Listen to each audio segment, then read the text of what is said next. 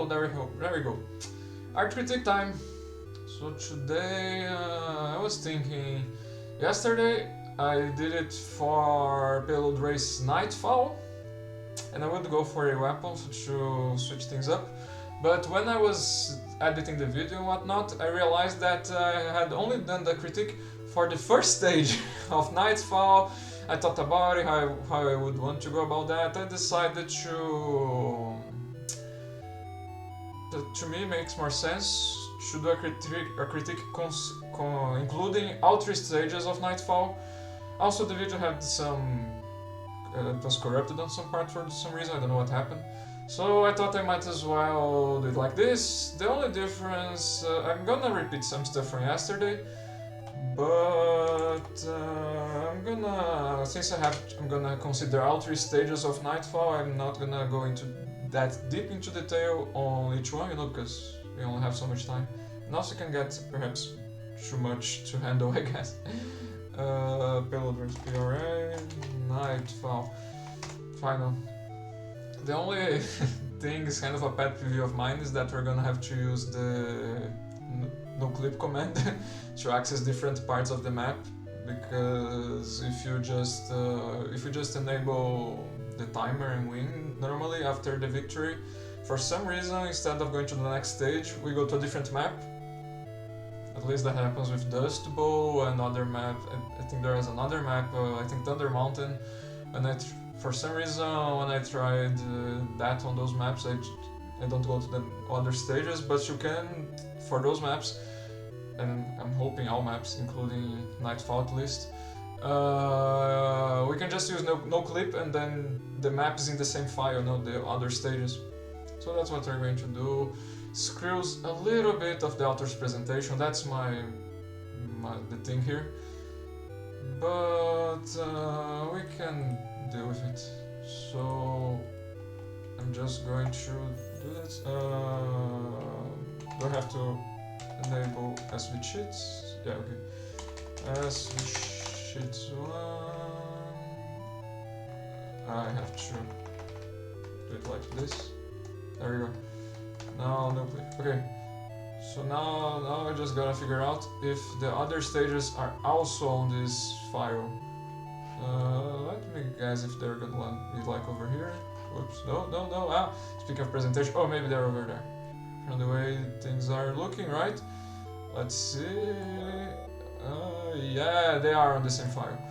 So this is on B point. This is the second stage, I believe. It only played on. Actually, I don't think I have played on Nightfall. Have I? Not sure. Maybe I have. But I don't think, if I have played on Nightfall, it was only on the first stage. So this is the second, point B. And the final stage, where is the final stage? It's gonna be here. Screwing up the author's presentation. Screwing up, looking at things under the hood. And this would be the final point. Alright, point C. Logging, final stage. I just want to find out if there's a C written somewhere, because that would be like golden, Cornwell, so this is the spawn room, exit. No C written anywhere. Where is the control point anyway? Maybe it's like the end here. Maybe this would be like C, but since it's just a fall, it's like something like that, I believe. Because if we follow the paths, then it starts around here, apparently, and then it's about who can shove their payload down there the fastest, I believe. Again, I don't think I've played on stages 2 and 3. So yeah, red versus blue. Yeah, this stuff like this. This is very easily to see with no clip, but if we were just like playing normally, considering the author's presentation, it would kind of be a detail over there. So yeah. Anyway, okay. So it is possible, it is doable. I'm just gonna disable no clip sometimes to try to minimize try to stay as close as possible to the author's presentation. But it is doable. And with that said, I guess we can begin. Just disclaimers as usual. I'm not going to. This is not an in-depth game design discussion. It's not in-depth in game design. I'm gonna focus mostly just on the visuals and talk a little bit about game design. By the way, in case you're wondering how am I gonna handle with the whole 3 stages thing, I'm basically they're all gonna fit together in the interpretation, and I'm just gonna do a lengthier art critique. But to fit with the time we have, as I said, I'm not gonna go too much into detail. But anyway, yeah, so as I was saying, this is not gonna be in depth into the game design, just nudge a bit whenever it makes sense, I would say. And also the method that I'm gonna be using for this critique is Feldman's method, which is about 4 steps in order: description, analysis, interpretation, and judgment. On the description, I'll describe what I see. On the analysis, I'm gonna talk about the elements of art. On the interpretation, I'm gonna interpret the creative vision behind the art. And on the judgment step, I'm going to call this a successful or unsuccessful work of art. And to do that, I'm going to look into the principles of art on that step. The principles are how the elements were used, basically, and the idea is to compare that with the vision. So to see how much what the author did, how the author did it, ties to what the author envisioned, wanted, So that's the logic. That's why at the end we call this successful or not. Did the author accomplish what they set out to achieve? Stuff like that. So without that said, let's finally begin. Description, what do I see? Again, I said this yesterday, but we are in some sort of barn, although the roof of it is made with like some metal plates, but everything else is a bunch of wooden planks and stuff. We have like barrels, locker with on the writing spot. We have this locker with inside there is ammo and medical supplies. Let me do it real quick. Can I do it like this? Author's presentation, You know what? Actually, there's a very easy way to. Just realized. Ta-da! Okay, so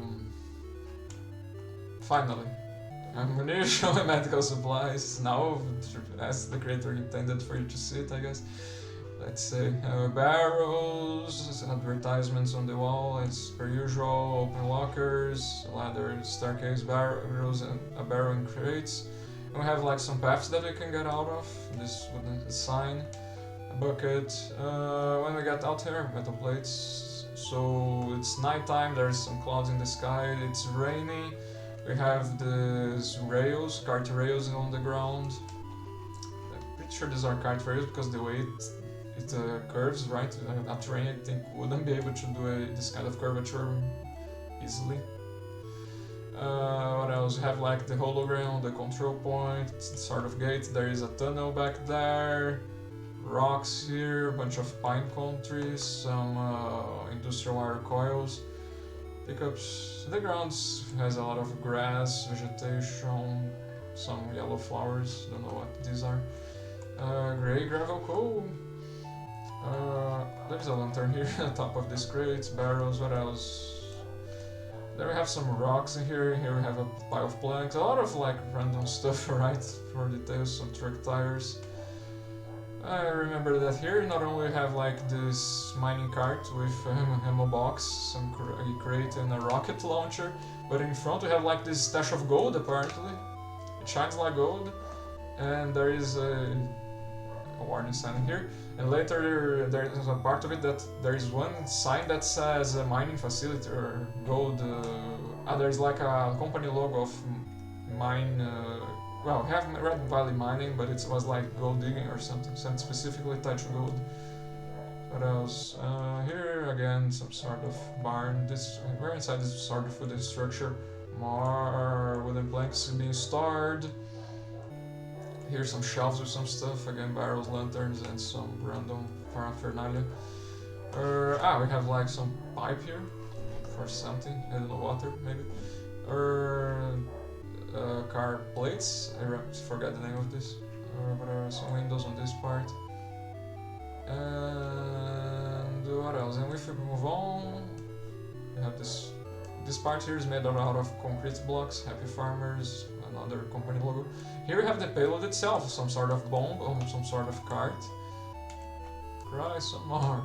But behind the bomb we have like this sort of stash with a bunch of ammo, this chimney thing, this oxygen canister, whatever. Is it the canister? Oxygen tank, I think? I don't know.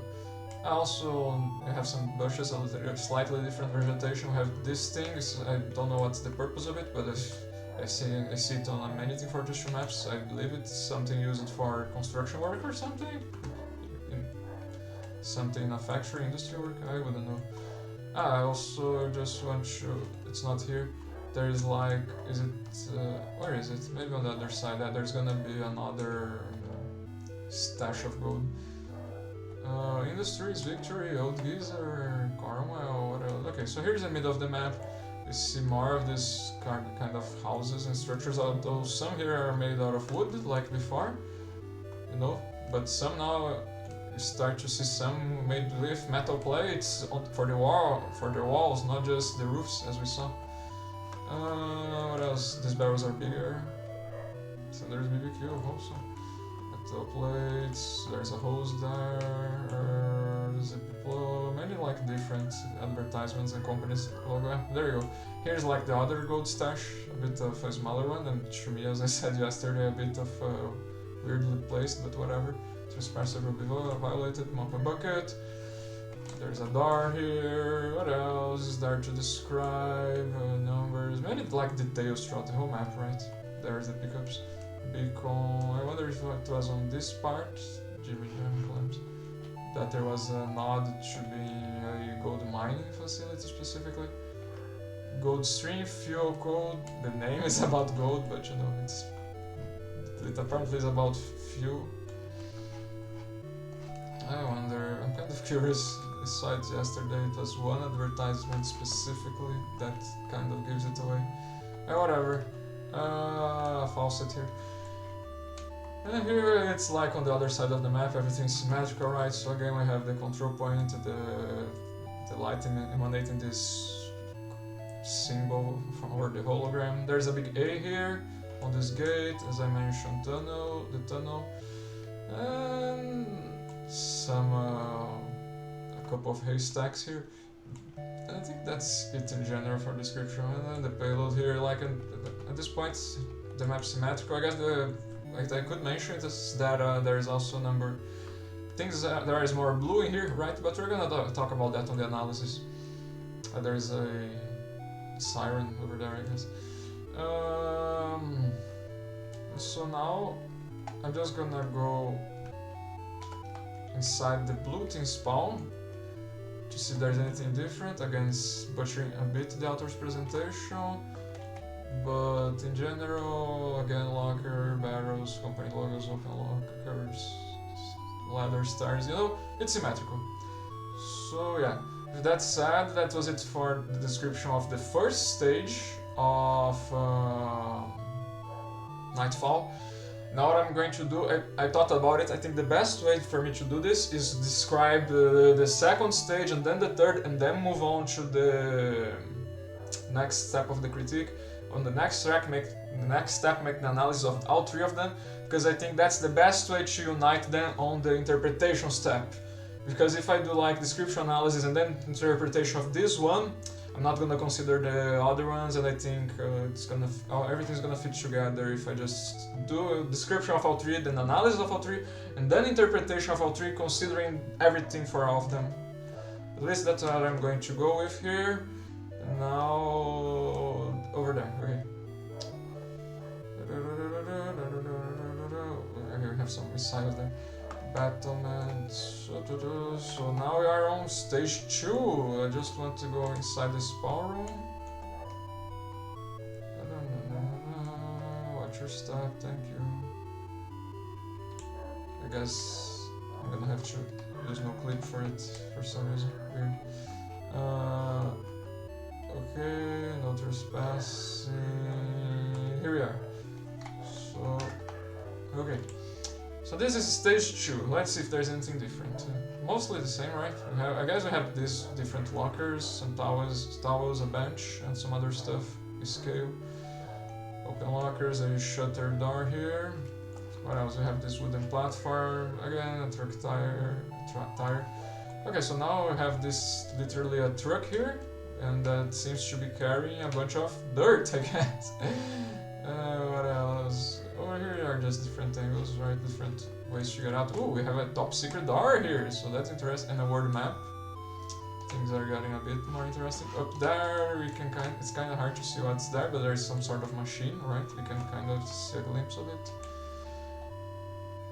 That's the situation where you can use no clip to see what's in there, to satiate our curiosity.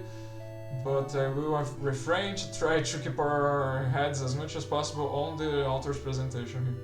But you know, if you're curious, you just the command to go to a map. It's like map. Then okay, first you need the console open.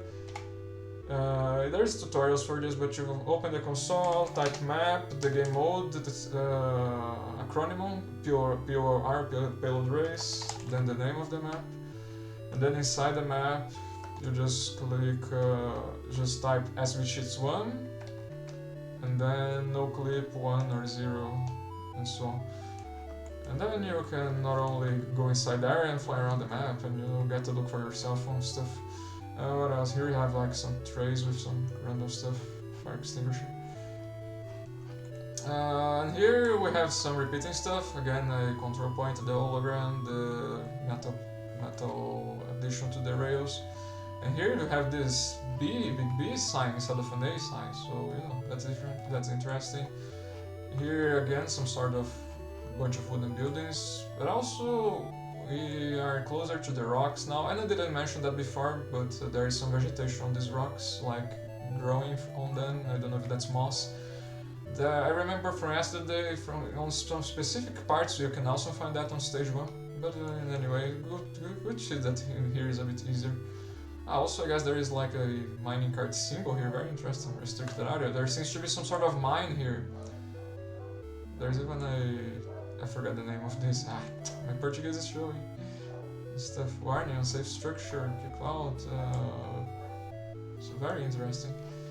And I believe this is a angle of approach to get to the enemy. Oh, there is like an invisible wall.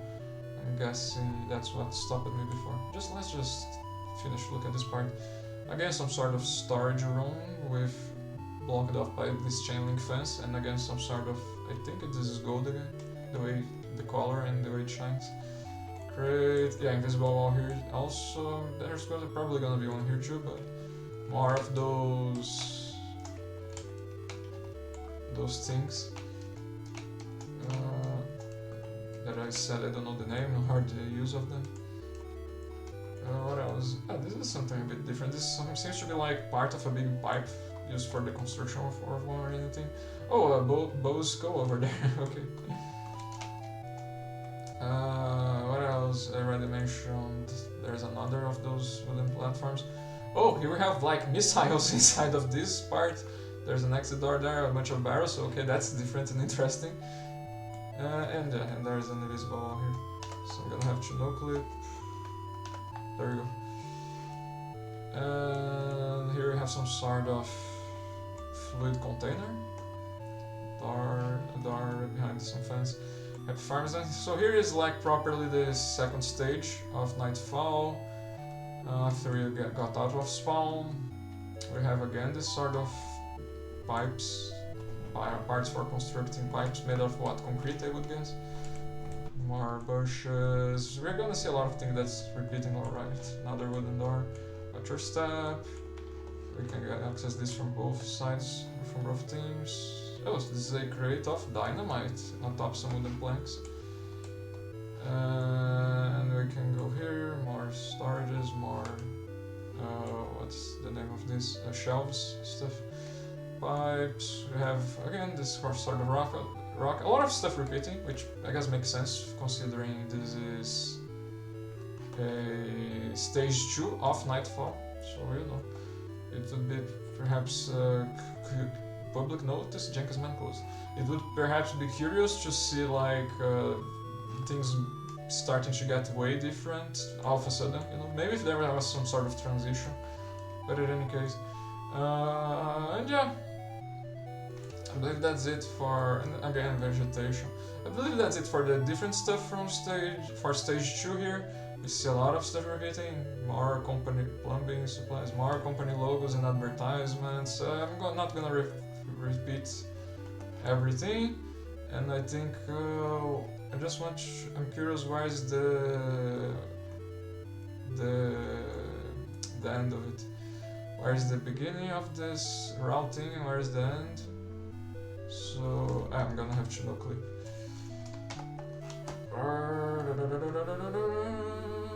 So this is the exit. So this is the end point for the ratting, I guess, because this is blue spawn, and that's like what happens when failed race. You have to place your payload on the enemy's side of the map. It's always like that.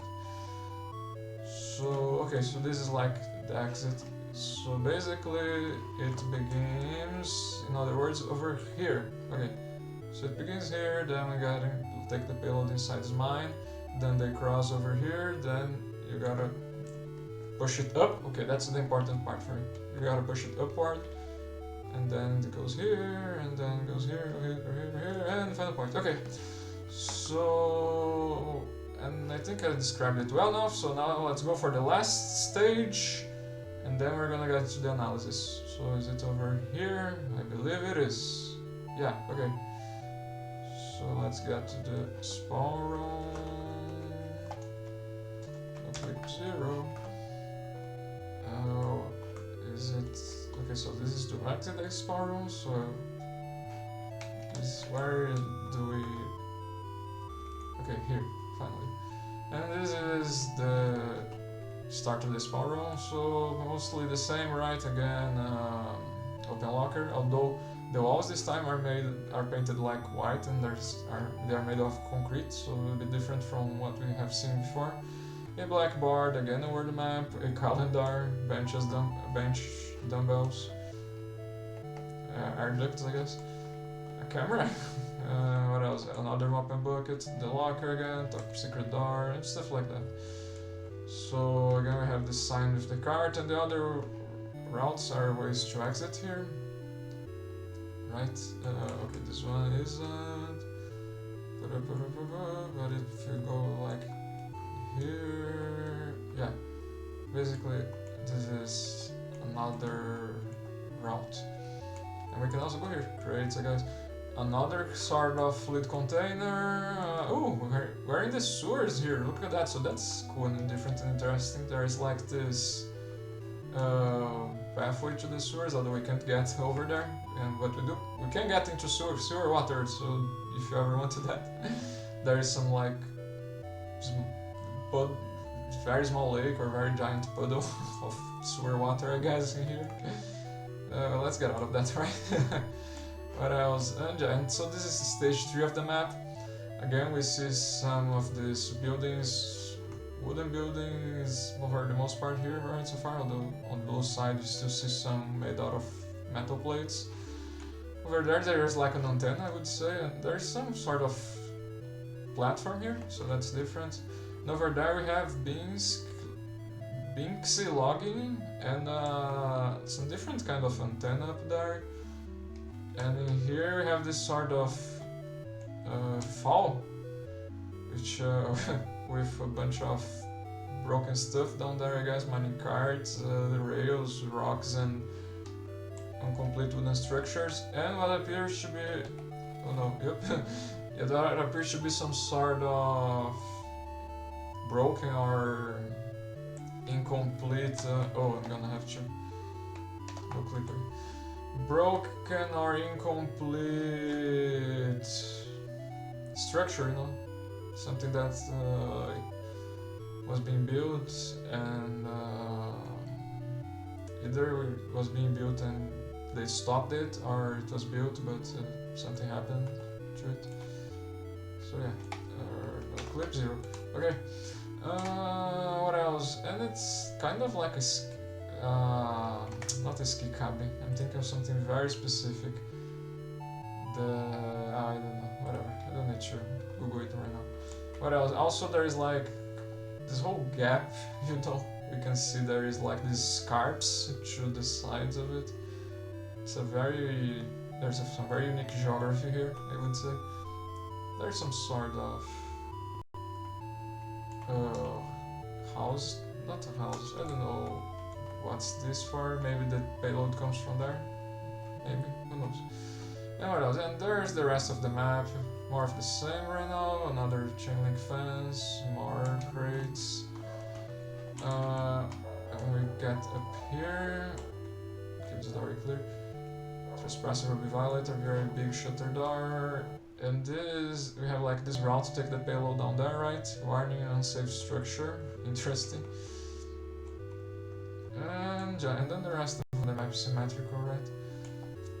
So I would guess in this map the payload begins like near those gates, and then we have to push it until the gap and throw the bomb in the canyon thing between the scarps down there, right? And here again, so this is, as I said, one of the structures made out of wood, metal plates. And here is more of the same, right? More grass and vegetation, wood and pine trees.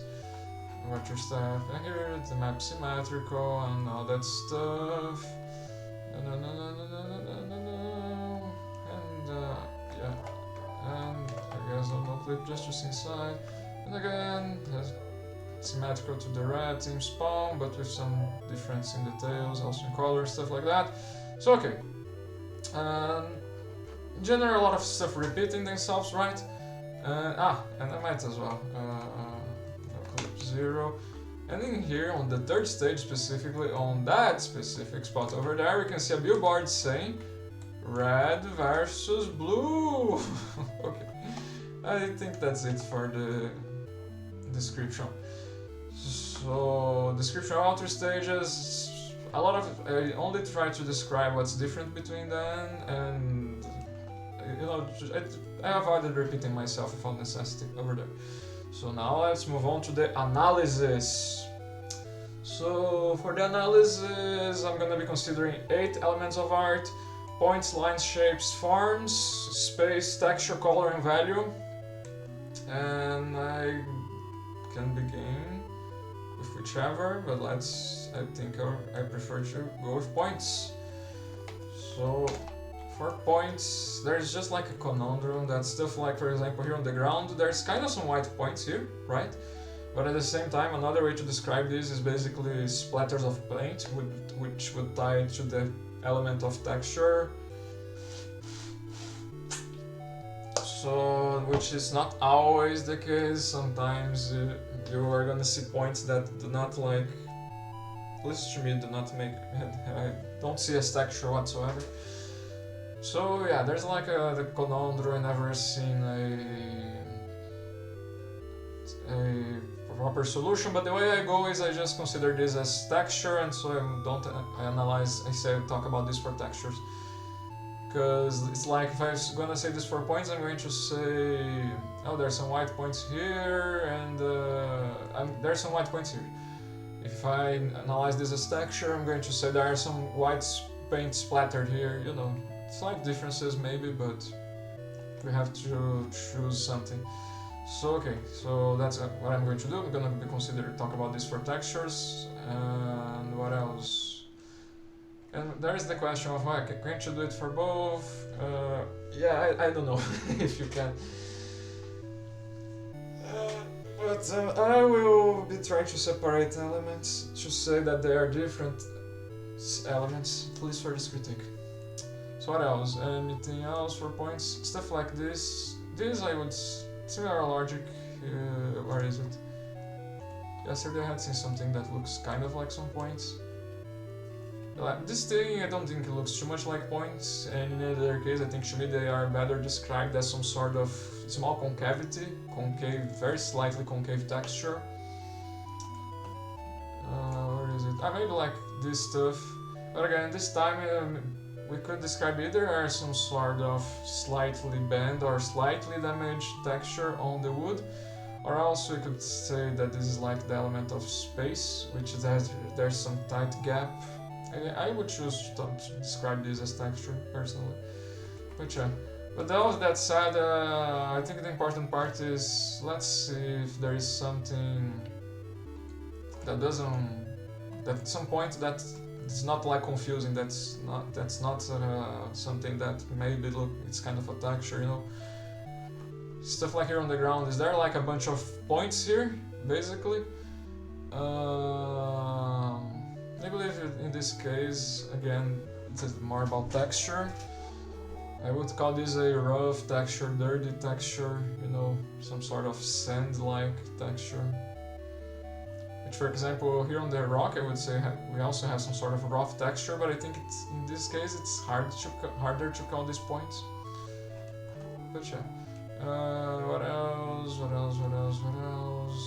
From what I remember, yesterday there wasn't much else other than these examples of things that could be points, but up for debate. I just want to check things real quick out of, you know, better safe than sorry. Nothing here, I believe. On the payload, was there something like that? So, okay. Funny enough, maybe on this part here. I don't think this refers to out textures, nor to forms, or shapes, or space. You know, we kinda get it. I think it's like it's easy to see some sort of represent some sort of nail or something that connects this part of the bomb display to the blue part. But the element of art here, I believe I would call these points. So basically they are black points at the front of the payload bombs and laid out in some sort of pattern like disposition, right? Okay, fun. Good that we're doing this today again, because now we are seeing some things that we kind of missed the last time we did it. And now I just want to no clip to see on the other stages. Oops. Oh, there you go. The other stages, if there is anything of the like. Inside this power room. Oops. Don't think nothing on the boss code. Don't think. We have. Okay, let me. No clip here. Okay, stuff like this on the truck. I think this one, I'd rather describe this as like scraped off paint of the truck, for like textures of a scraped off paint, or maybe some slightly imperfect texture, let's say some slight, not damage this time, slightly bent texture perhaps, but mostly scraped off paint. I think like describing an element as texture, I think makes more sense. So yeah, what else? Then here on the second stage, a lot of it is the same, right? Looks like the same, there's a lot of the same assets being used. I just want to look specifically for stuff that I mentioned as different. What else? So I did mention there's like this mine here, there's like this, forget the name of this, it's not even that hard, I just, my Brazilian showing once again. So again I have like this rough texture on the walls, different than the ground. Not that different from the ground, you know, even though it's on a different spot this time. Stuff like this, I guess, some sort of, I don't know, dirt, you know. I'm not sure there's anything else here. There's the vegetation, but don't think it's easy to make out a point here. Maybe we could say there are, but I don't know. Up for debate. And finally here I want to look at the antennas and the scarps, see the different spawn rooms, if I would say there are any points in here. Okay, technically we have like points on the black part, I guess. Okay, so I also have these. I don't think I would call this like, not sure I would call this a texture. There is some texture of the whiteboard itself, it's like a dusty texture, perhaps, but from chalk, you know. but from the points and use it on the letters and the numbers of the chalkboard itself. Yeah, I think we can say call them as points. So in this case, they're like white and disposed, next to as punctuation marks for letters and numbers. I think that's mostly it. There's usually not that much to say for points, right? Even when we find one, it's not like, for example, even lines that you can talk about the width of the thickness of the line, the curvature, where the lines are. For points, the color. For points, it's just color and where they are usually. And if you want, you can maybe talk a little bit about how they're being used. And here again, like splatter paint. I think it makes more sense to analyze like that.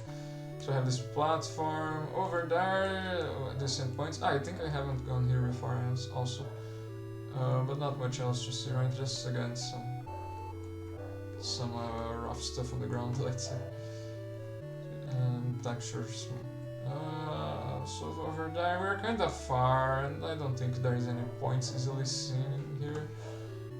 Yeah, same thing on the antenna. Being that far makes it hard unless it's something very, very easy to notice. We have stuff like that, but again too far away to kind of make out some easy points there. And the rest is again more textures. Here again I think you could kind of say that there are some points here, but some of them I would again say that looks to me like some sort of splatter paint texture, but some are also to me like a damage texture for the rock here, the concrete. I think it makes more sense to me to analyze them like that, so that's what I'm going to do. What else? By the way, these things here, some sort of point. By the way, there is some sort of gradient of color around them, makes me believe that it's... yeah, it could be textures, it could kind of be of a slightly perforated texture, I would say, from the wood, and maybe some sort of slightly deteriorated texture. I think that's a better way to analyze it. And to look at it, And I think that's it for points. Here, these are just nails, 3D nails. Over here, again, some sort of damage texture. I think that's it for points. So just to recap, where did we see points here? White ones on the black board, for punctuation marks and letters and stuff, and whatnot. And also on the payload, black ones in some sort of pattern to represent some nails or attach the parts of the payloads. So let's move on to lines now. So the element of lines, Sanders barbecue, go to stream. The element of lines is often missing from Schwartz because they choose an aesthetics which avoids lines. For example, here between this is okay. Look at this bottom part of the drawer, this thing, not a closet. Anyway, look at the bottom part here. You can see like the left side, the right side, and you can see there is a very noticeable division between them. But is there a line? And that's the real question. If there is a line, how thick it is? I believe there is no lines here. And that kind of stuff is pretty common for Schwartz. But there are exceptions and stuff like this, as I said before. But as I said before, for points, I believe this also can be tied to another element in this case. Here I believe this ties very well to like woody texture that represents very well the kind of patterns and veins of wood. And I think to me makes more sense to analyze them as so. Either that, or in here I think the element of space makes more sense as some sort of very tight gap. And so there's a lot of that kind of visual thing here. For example, again, like on this upper part, I believe it makes more sense to look at this as a woody texture, and here as a very tight gap, element of space. And so another question is, can we find some lines that are not like that? Also, there's this other example here, where there some sort of line, black line here between this part here of the crate and the one behind it. So since I see some sort of slight gradient on it, I believe it. In this case, I think it ties better to the element of value, which is all about light and shadows. So it would, as I see it, I believe it makes more sense to analyze it as some very slight shadows running alongside this straight part here of the box. But anyway, by the way, this thing of having no lines, it's not about being 3D, because there are some 3D aesthetics which have lines in this sort of part. I can mention the 3D models of games from the Borderlands game series, from most of Telltale games, if not all. There is the Ultimate Spider-Man from PlayStation 2. All of those games have 3D models with some notable lines on them. So, you know, it's all about aesthetics in this case, not the medium, I guess, or the technique. So in any case, here this one, if you could be curious, I think this one is an easy texture. I think what we're seeing here is like some sort of wavy texture, and this is, I think, the easiest example to me that of this whole conundrum of, is it a line or a texture? Is it a line or a space? Is it a point or texture? I think this is the, to me, easily like wavy texture.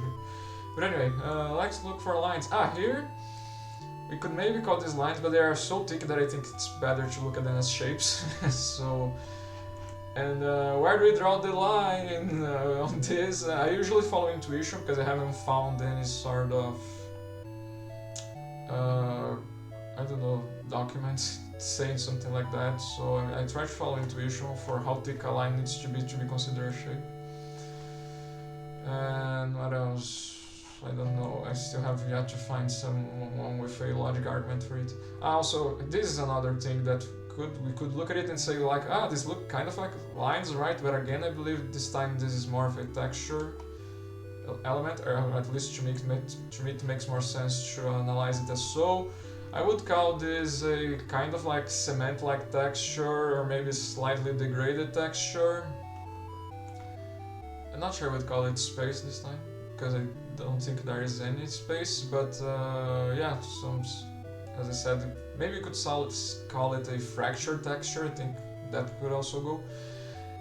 And even though I would, that would be like my last possible choice here, maybe we can also call this a pattern texture, just because it's like repeating itself.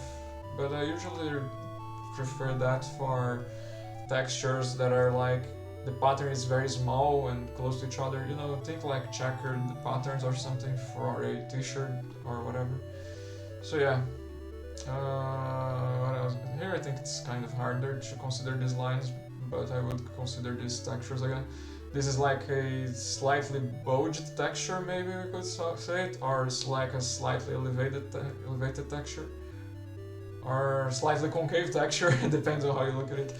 Anyway, but okay, so I mentioned a bunch of stuff that I think ties better to other elements that are not lines. Are we gonna be able to find something like the whole schmuck of the payload? Here I think again is faded paint.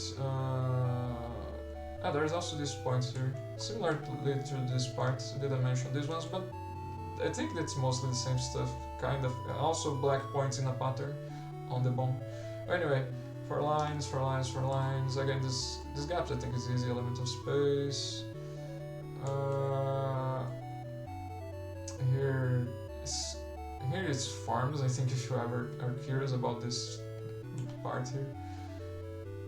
What else? Okay. On this, I don't know the name of this break thing itself, we see this sort of symbol of no payload or something. I believe this is some sort of line.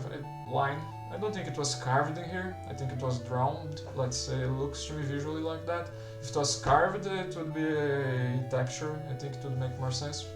But since it's just drawn, I think I'm gonna call this a line. And I just realized another line that we can talk about here that I don't think ties better to other elements. In this case, for my analysis of these lines on this detailed part here, they are black. There's a lot of curvature to them, although one straight part.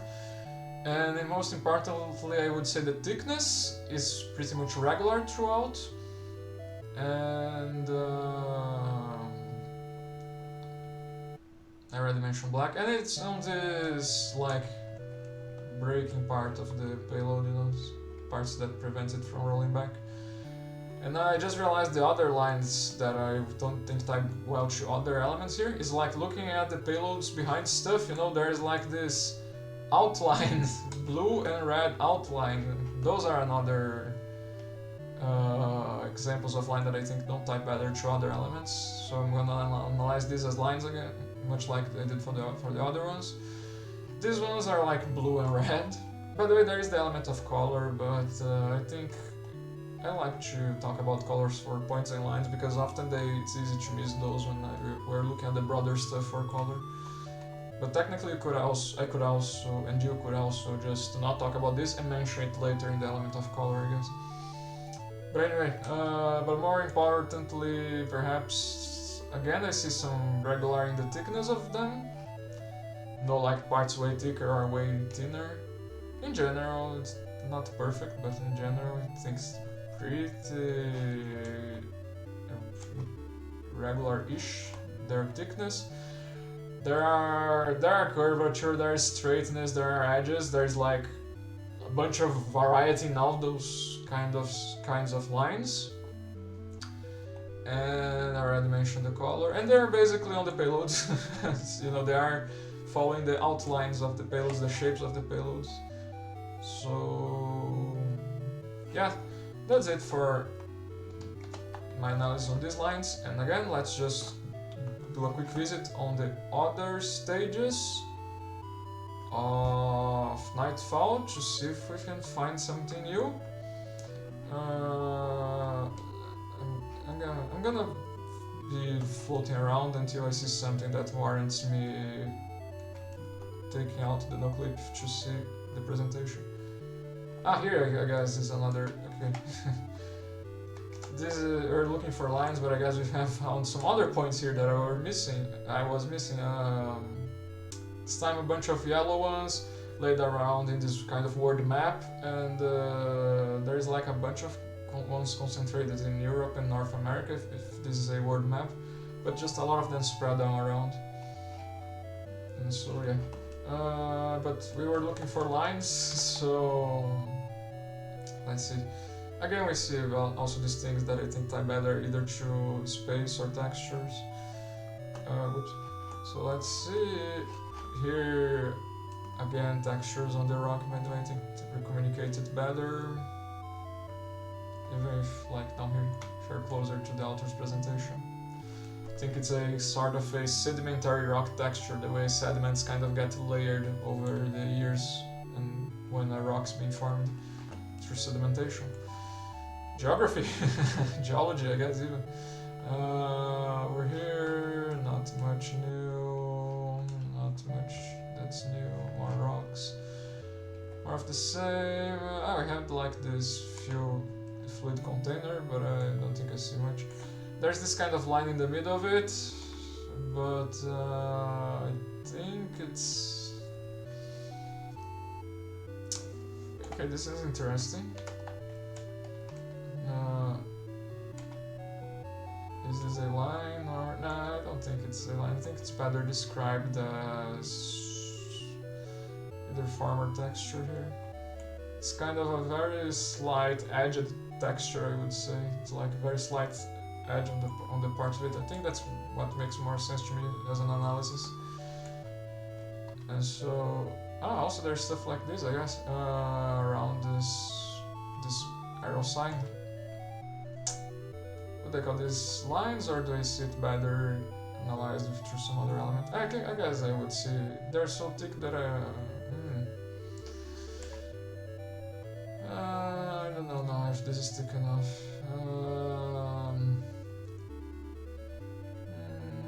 Yeah, okay, I will consider these like shapes. I do believe they're thick enough. I don't know. What else? What else? What else? More of what I already analyzed. More of what I already analyzed. Okay, I don't think there is anything too new here on stage 2. So let's go to stage 3 and finish the analysis on lines. It's over there, I think. No, that's where the payloads are. So stage 3 is over here. Butchering the creator's presentation. But what can we do? Okay, so again more of the same. So I want to look inside the spawn first. So for this similar texture to that one before, I would say like slightly fractured or damaged texture perhaps. A little bit like cement-like texture, stuff like that. I guess we could talk about lines for the words here and stuff. So sure, I guess. On the blackboard, you know, all of them are white, a lot of curvature, some variety on the thickness, but not that much. I think that's it. And finally, I don't know. What else? Big blue indices incorporated.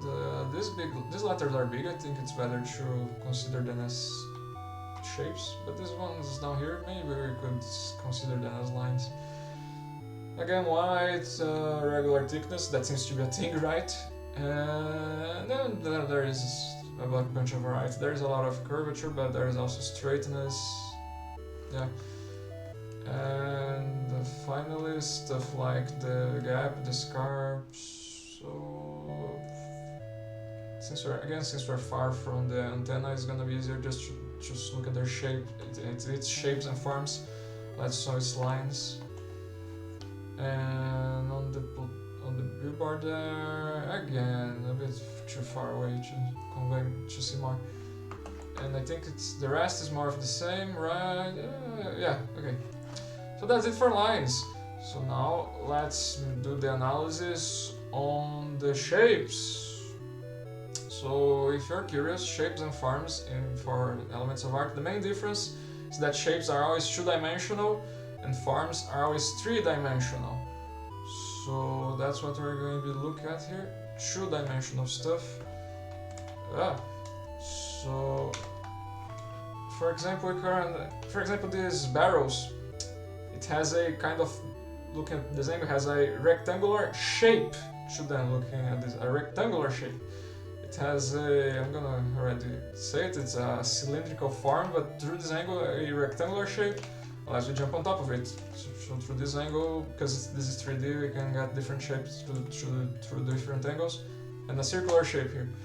So yeah, other than that, you have like rectangular and hexagonal shapes. A rectangular from like this angle, hexagonal if you look like this, because you have like 1, 2, 3, 4, 5, 6 shapes. So it's not that regular hexagon, but you know. And that goes for like boxes in general. You're gonna see many rectangular and or hexagonal shapes.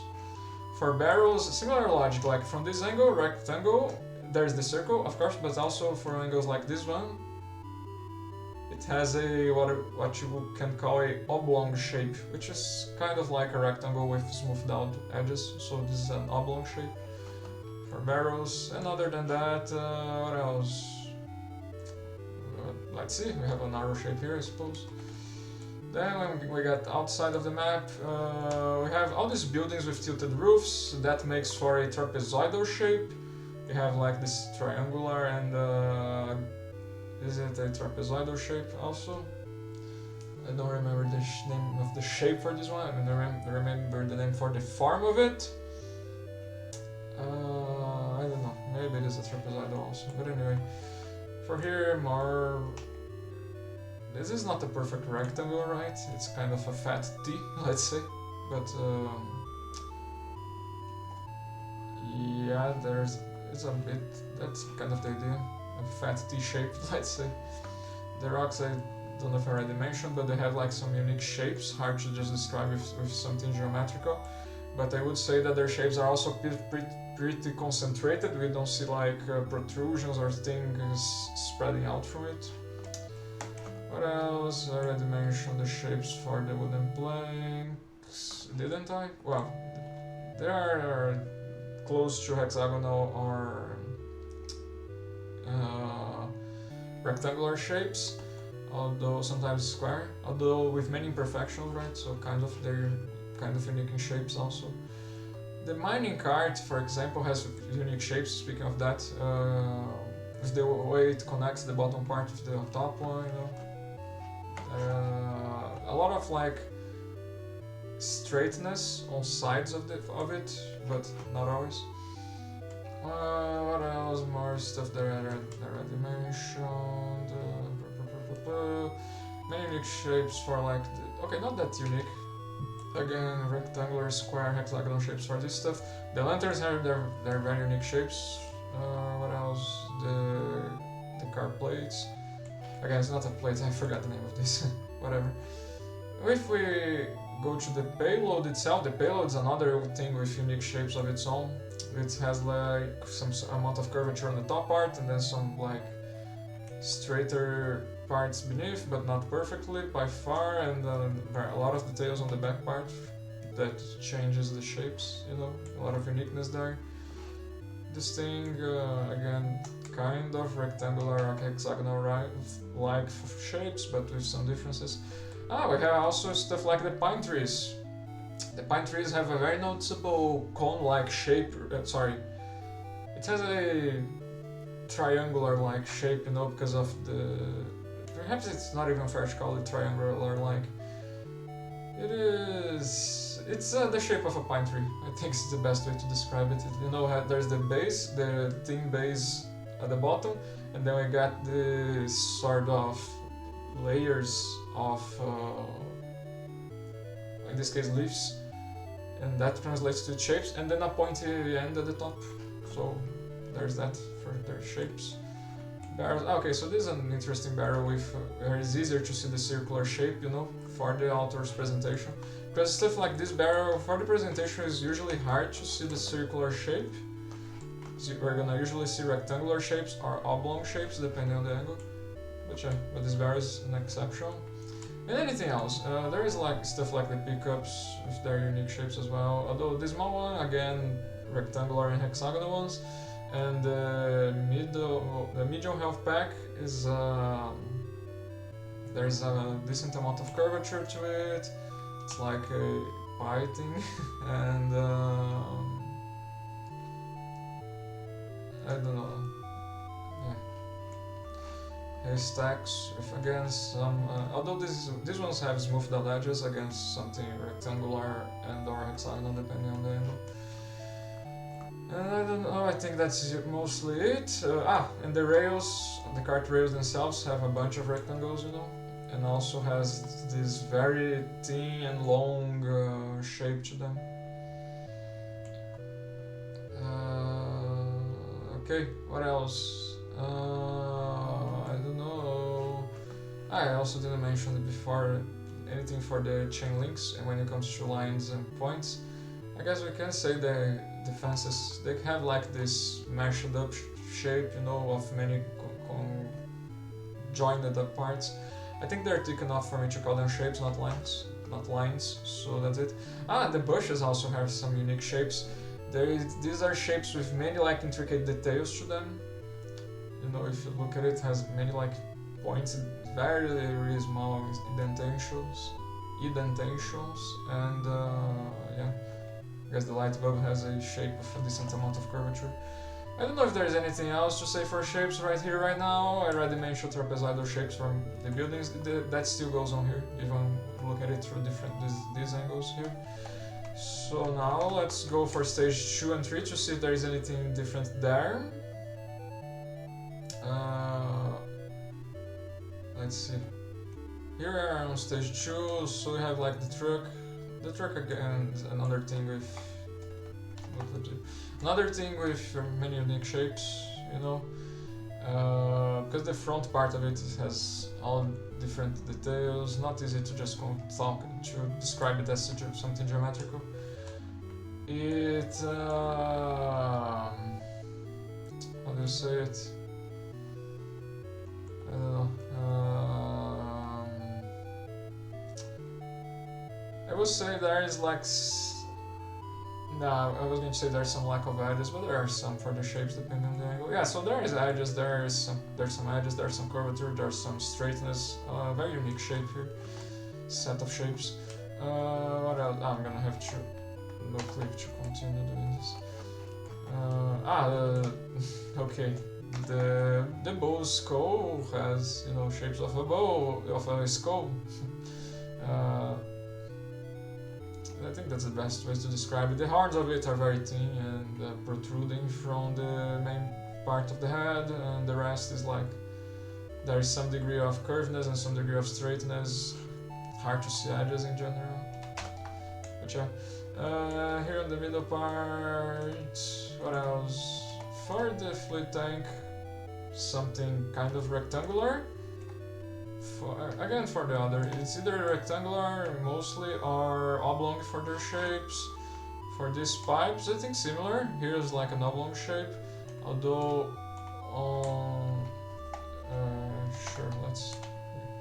although on angles like this we get these like ring-like shapes, you know. So that's interesting. And rectangular again, although not a perfect rectangle. Rectangular-like shapes, I think it's a good way to describe it. What else? There are some rocks up there, but they are, I think, following the same idea of the other rocks. Again, concentrated forms without protrusions or something spreading out from it. And finally, last stage, let's see if there's anything else to analyze for their shapes. What time is it? Okay. So, spa room, shapes. Okay, there's a hand shape here. Okay, whatever. There are some small details, unique shapes like the camera, the dumbbells. Over here, again, trapezoidal shapes for the buildings. The antenna. Okay, let's talk about the antenna finally. The antenna has its very unique shape. It has like a thinner base and then a rounder part at the end of it, right? With a very thin part right after. I think that's it. And the other antenna, again, some sort of mesh-like shape. I'm not considering that of presentation, but whatever, I want to just try to save time right now. So, again, some sort of mesh-like shape to it with very thin parts connecting each other. There's a, again, rectangular-like shape for the billboard back there. Also, I mentioned, okay, here. This for shapes, it's again a very thin cage-like shape, let's say square-like shape for this part here. You could also see that call this a very thick line, I guess. I don't know actually. Whatever, it's just a small detail. You do whatever. You can consider it whichever. Either a I think I'm giving enough information for both ways to look at it. A thick black line with straightness or a square-like shape. Okay, so let's talk about farms. Since I want to save time, let's just kill the no clip when I feel it's necessary, honestly, because it's still not that different from the creator's presentation, right? It just is all about the angles, I guess. So for forms, about three-dimensionality, we have stuff like the open lockers with their concave forms. We have cylindrical forms for the cylinders, blocky forms for the crates and the locker. When we get out, again, like for forms, I mentioned the rocks as unique and concentrated. I will say that I said that for shapes. I will say that for forms also. What else? Oops. The haystacks, kind of blocky forms, but with smoothed out edges. The buildings. The buildings, I mentioned they have trapezoidal shapes. Here, since we're talking about 3D, their forms are what we call prismatic forms, which is also the name of the form of the hologram here. prismatic form. And what else? What else? The vegetation has some the bushes have some very flat forms to them, right? It's kind of not much else to say for that. I mentioned unique shapes for the cart rail, also for the unique forms here. The gold is, I don't think there's much to say for forms. This has all these slight elevations and imperfections on the gold. What else? I don't know. A bunch of blocks and cylinders here. Again, the small health pack has some unique forms and shapes. Don't know any geometrical form to call this easily. Lanterns have unique forms with a degree of curvature and a degree of thinness and straightness to them. What else? The wire coils has some sort of cylindrical-like shape, but with a flatter, wider upper part and bottom part. Let's look at the payloads, shall we? The payloads, I mentioned unique shapes, and I also see unique forms in here with this rounder part for the bomb, then the certain degree of flatness for the the cart itself, and a bunch of intricate forms for the many details on the back part of it, much the same. Here a bunch of what I already analyzed, again something blocky for this thing. In forms, I think that's mostly it. The rest I already mentioned one way or another. The trees. The tree has this like cone-like forms to them, right? Because it's like a set of cones, layer of cones that ends on a pointy top, and also has a thin tube-like trunk. I don't know, maybe we can also say a mesh-like, grid-like forms for the fences here, very thin. And something interesting that I think we can say for forms but not for shapes is that the barbed wire on top of the fences have a coil-like forms to them, If this was shapes, this would be a wavy-like shape. Or, if we consider them as shapes, I think I would. I think they're thick enough for me. And anyway, so this is like a wave-like shape, or you could say a curved. If you would see this as lines, a curved-like line. But I see as shapes, first things first. I see it as better shapes. And for forms, it has this coiled form, which I find interesting. Should think about. And I think that's it for stage 1. Yeah, I think that's mostly it. Let's see stage 2. So there's the missiles that I haven't talked about much so far. So stage 2 for the truck. Again, very unique forms, but with a lot of flatness to them and a certain degree of curvature.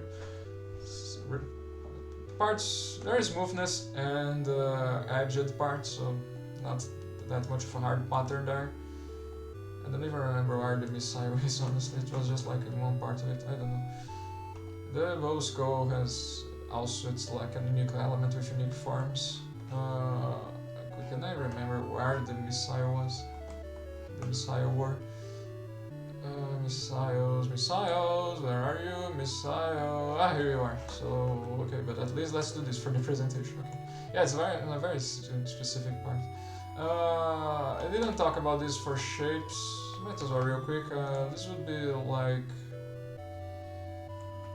kind of unique shapes, I don't think an oblong is enough for it. Very unique shapes with some pointy part, and the rest there's some curvature and then a lot of straightness. But we're talking about farms, and for their farms, farms of a missile, I think it's the easiest way to put it. Pointy cone-like curved part, and then it gets a tube-like end. So forms of missiles. What else? Hollow tubes for this tube sting part. Some sort of cylinder for the fluid container, and what else? A bunch of prisms again, a bunch of like this concentrated form again. I think that's it. Stage 3. Where are you? Stage 3 over there. For stage 3, a lot of the same that we have analyzed already. Let's just see. Spawn point, anything new? Not really. What? The black bar has this protrusion from it, I guess, protruding form to it, and the rest is flat. The rest is mostly what we have seen before. The antenna, okay, the antenna has some interesting forms. It has like this, a lot of intricate forms on the base of it, then it has this like tube-like form with many details, and then at the end it has like this open disc thing with the very thin pointy part of it.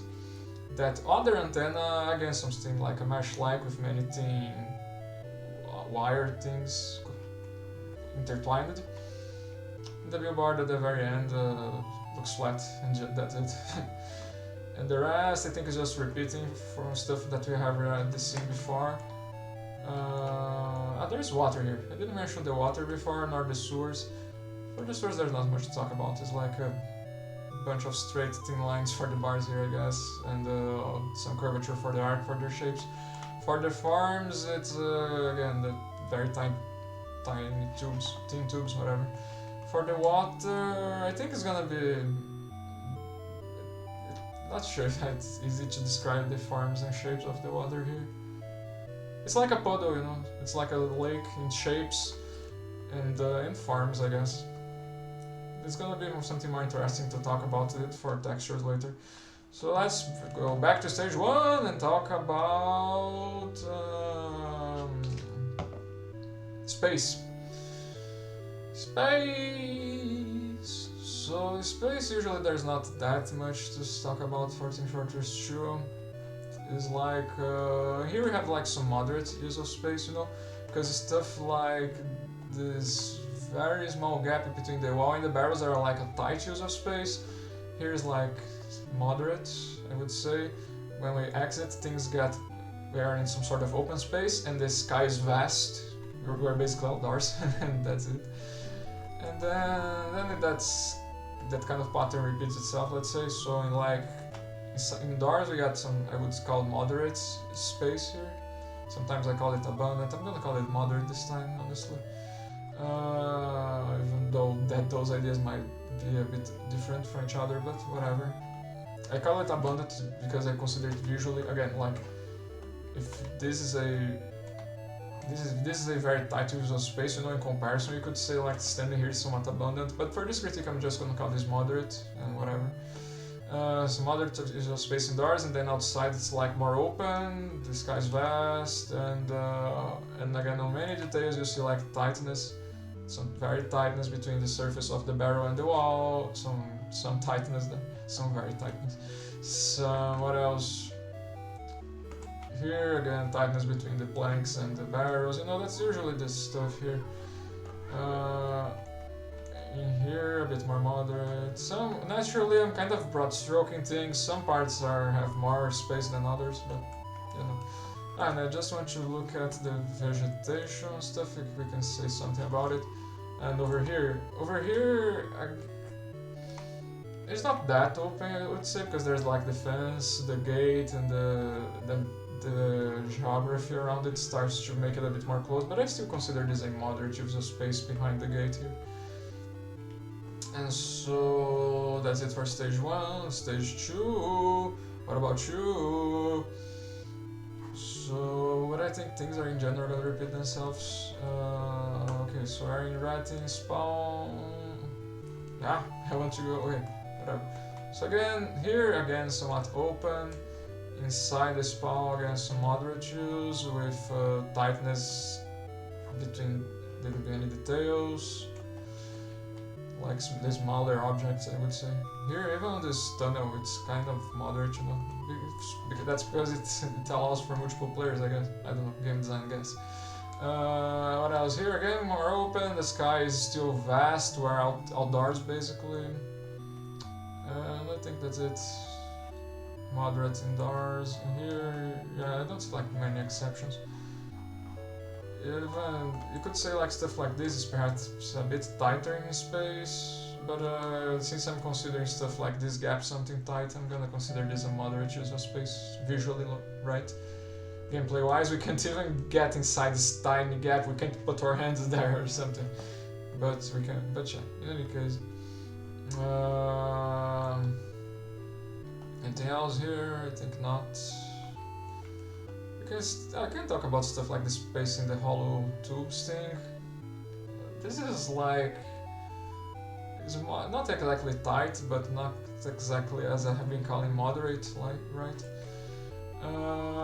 Perhaps, you know what, perhaps let's do it like this. Perhaps everything that I said it's moderate so far, we can call abundant, visually abundant. Let's say visually abundant. I think that's hard to be confusing then. And this is something a bit more moderate in space, because... Yeah, I think that makes sense. So everything that I said before, right now as moderate, I'm gonna consider, let's call it visually abundant. And stuff like this is just a moderate use of space, not that tight, but yeah. And so I have like tight spaces between details, moderate inside, like for example here, visually abundant inside the buildings, then like very open on this part and vast on the sky. By the way, there are maps, for example, that like Banana Bay, which have where you can see the sea, or what was it? Lazarus, where you can see the sea, where there's vastness there. So it's not just so you know, those are also examples. And here we're gonna see something like that. For example, here without looking at the sky necessarily. But through the presentation. Okay, never mind. I was going to say. Oh, there's like a whole vista there, but yeah, see, that's why presentation matters, because if we're like through this height, it's not that easy at all to see the vista behind this. So yeah, no vastness there, just on the sky so far. But anyway, just to talk about space for the stage 3, again, visual abundance with tightness for details and nothing too surprising. Visual abundant. A bit moderate, perhaps like places like this we could say also that's a more moderate use of space, not that tight but not abundant, so moderate underneath visually, because we can't get in there gameplay wise, right? And here visually abundant, over here very open on this gap here, you know, expensive and stuff. This sky's too vast, nothing new. Very open this part. Yeah, I would say things are in general the same on all 3 stages, just looking at them. So that's it for space. Let's now talk about the element of... Wow man, this is taking longer than I thought it would. Texture. So for texture, I mentioned before, but woody textures for the wood parts, you can see like the veins of the wood. Dirt, a lot of dirty texture, rough textures on the ground, and some rough textures on the rocks. So these wave textures on many of the metal plates. This like bunch of vegetation, with many minute detail textures. I am not gay. On the vegetation, what else? The hologram has this sort of holographic texture to it. What else? The wire coils, they have this like detail texture to them. I'm not sure the best way to describe it. Maybe this we could call a pattern texture to them, you know, the way they are laid about. Anything else for textures that's important for this art critique? I don't think I see that well here. But I remember yesterday we've seen, like here, somewhat of a rusty textures on a number of the barrels. I think I saw it on some of the doors also. I don't know. I don't remember. The gold has this very shiny, I'm not sure if I should say a texture, but anyway, because we're gonna talk about the value, light and shadiness later. Anything else for textures? I don't know. I think that's it. There was one door with some like rusty textures to it. I'm not sure what it is now, but whatever. Did I miss anything important? Maybe there were some bushes, but there is barely any texture here, so I don't know. I already mentioned before these cement-like textures for these blocks, these like kind of fracture textures. What else? I mentioned these elevated or concave-like textures on the tires. Anything else worth mentioning? We have like this, there again some sort of pattern texture on the metal. And can we get a good angle on the trees? The trees has like this. Okay, let's. Oops, take away the no clip. There we go. The trees have this kind of bulgy texture. It's a bit harder to see depending on how you look at it. Okay, so the trees has like this sort of bulgy texture. Referring to how the leaves of a tree are and stuff like that. And the trunk of the tree has kind of a woody texture to it. I wouldn't say a bark-like texture personally, because I think the bark has some different amount of details that I don't see too much on this texture, but it's still a wood-like texture, so it's just like this kind of veins I would expect to see usually on the insides of a tree. I would expect some more granular details on the bark of a tree, but whatever. I think that's it in general for textures here. And I have, again, as I mentioned before, but also on a number of parts we have like this faded paint texture to it. Looks like some paint that faded over time, was scraped off, stuff like that. And naturally the first thing that I said for this critique, bunch of splattered paint texture on the ground, and a number of like also slightly damaged textures on the ground also. I guess I just want to see the payload before seeing anything for the other stages. Nothing too new. Again, some woody texture on the wood planks, like you can see the veins of it. On the bomb, I mentioned it before, but I see some sort of faint faded paint on this part here.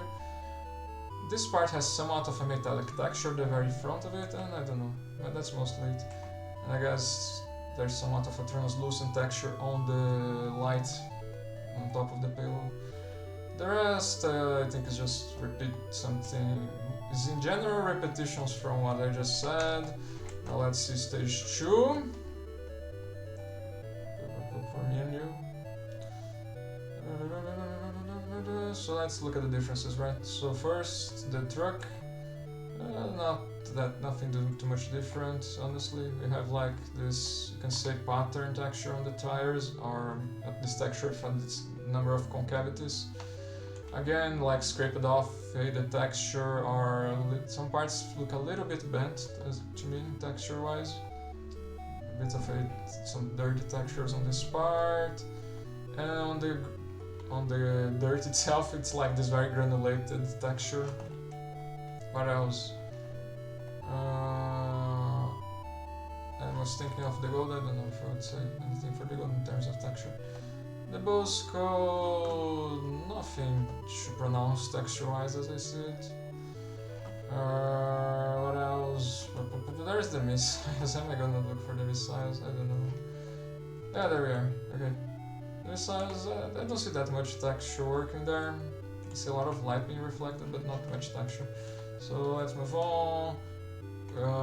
For these like pipes, we have like this kind of a dirty texture to them, I would say. Some degree of dirt there. For the fluid container, I did mention it before, but it's like there's some slight edge texture-wise on the middle of it. That's mostly it. I don't see anything else that well pronounced. And what else? The rest here is the same. Again, rocks with this kind of dirty, rough texture. I don't know. Finally, stage 3. Where are they? Oh boy, I was studying archaic English the other day to write an audio play. Oh boy, I learned a lot. Okay, so here I mentioned before, but we have some sort of dirt-like textures. Some dusty-like textures on the blackboard from chalk, and not sure what else. I already mentioned this as a sort of slightly damaged, fracture, cement-like texture. What else? I did say this before. The water. So I think the texture is probably the element of art here most intriguing to see. it is pretty like, it's moving, it's pretty reflective, the way it reflects light, and wavy, you know, pretty unique, their textures. So the antenna there is, since it's so far away, it's kind of hard to analyze its texture if we're, again, respecting the author's presentation. At most, I don't know, kind of hard. I'll refrain from commenting on the textures of it, let alone the other one, and that billboard also. Okay, and the rest I think is more of the same. Okay, that was it for texture. Let's talk about... there are only two left. Color and value. So color, let's see. So first things first, in Fortress 2, yes, there's a number of buildings painted red in here, but also we have a lot of parts in shades of brown. The rocks are in shades of grey, there is the rails themselves, the cart rails, the hologram is in shades of yellow. What else? Shades of grey for these concrete parts, also not only the rocks. Oh, you know, some gold for the gold, you know, very shiny shade of yellow, I guess you could say. Black for details like wire coils and other stuff. I don't know, this part, not sure what color it is, whatever, it's a detail. What else? I mentioned the lines, red lines here, blue lines there, for around the payloads, and the payloads have details, have parts in shades of red, grey and brown for the most part. The ground has a lot of green on many parts, shades of green, a lot of yellow in the small plants. What else? Yellow and black lines here also on this detail part. The ground has this like, what's the color here? I don't know if it's a rough beige, let's say, some shade of beige, something like that's what I'm going to say. And when we go to the other side of the map, again a lot of brown and grey on many parts. The ground still beige and green. But now things get interesting because there are a lot of shades of blue start to show up, right? Alongside other stuff, the gray, the brown, and whatever. Here it's a faint shade of black, I guess. And that's mostly it.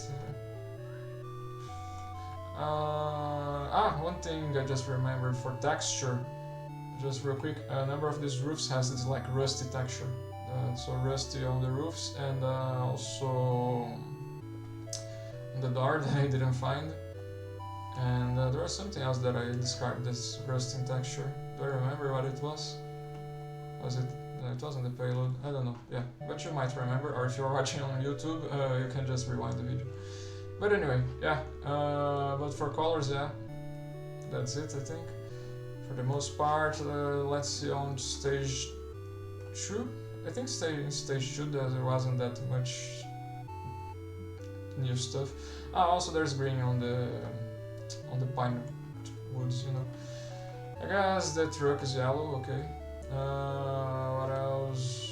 Shades of red for barrels here also, not just the walls. The planks have a very light shade of brown, I would guess. Just like the crates here.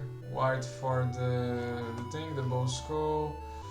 Some grey, I guess, for these pipe things, and some shade of white, I guess, for the fluid container. Grey for the rocks again. And stuff, the same beige for the ground, a lot of green again. Yeah, you know, more of the same, I guess. Stage 3. No, that's 1, whoops. Stage 3. I request thee to show up. Okay, so now something interesting for color. There's white now on this spawn, unlike the red and blue on the other ones. It's still some very light shades of red for details, black for the blackboard, who knew? A bunch of details with unique colors. The water, there's not much to say for water, but this one gives off a... Yeah, it's not very much to say. It's kind of reflecting the color of what's beneath, so here it's kind of that dark, rough shade of beige. And here it's a bit grayer because of the concrete, you know. What else? Stuff like the buildings here, so not much to say. The antenna, it's mostly again, there's shades of white for that kind of wood, I guess. So some woods like this one is a shade of white, not all woods are in shade of brown, but anyway. What else? More like, again, white, brown, gray, a lot of it. And then there is like those white illuminated parts, right? So that's interesting. The other one mostly red, right? And on the billboard in the distance, red, blue, and black, and white basically. That's mostly it. And finally, for value, you know what? Why don't I begin here and go back? I think that might be easier. Finally, for value, light and darkness. So there's like a bunch of it in different spots. Here in this part, you see sources of light throwing light. On some parts it's darker, on some parts it's brighter. There's no like some sort of pattern here. At most, there is like from many different maps, there's some realism. You know, there's some light. You can kind of make out the shape of this part of the wood being cast on the ground. That's mostly it. Also, I just realized this has nothing to do with value, but it's not raining here anymore. Okay. What I will say is that directly on sources of light, we see this very intense brightness, very high candela, the unit of measurement. You know, very, very flashy, I will say this. And also, even on darker parts, we can see relatively well the details, the textures of the ground, you know, so much like it's common 1442, mild shades. So I think that's my analysis on value here. I think there's nothing new on the other stages from just the top of my head here. Again, like, so this part here is perhaps a bit, okay, this is interesting. This part is a bit darker than the other ones. This here is not that easy to see the textures. Okay, that's cool. So now we see it. On stage 2 specifically, we see some darker parts with lesser candela. Smaller candela, lesser candela, I don't know. Although on the rest, I think everything that I say still stands. Yeah, and here again, mild shadows. Yeah, cool. So like on these specific parts of stage 2, we see some darker shades. Nice. And the rest I think is the same as I just said. Again, flashy parts on the direct sources of light, stuff like that. Other than that, just a lot of illuminated and bright parts and mild shadows. And when I say that I only see flashy parts on the more... Oh well, so this is an Easter egg, I didn't know about this. Okay. When I say that I only see flashy parts on the direct sources of light, that should say that the bright parts are also mild. So that was it for the analysis. Took a long time because of the 3 stages. So let's see what we can do to make do with the time we have. Because now it's an interpretation step. So let's first things first. Easy part. I'm gonna interpret. This is a payload race map 1442 with 3 stages in this case. Sure. What else? Also, the name is Nightfall. It's nighttime. We've talked about the color. I didn't say, but the sky is black for the most part on all 3 stages.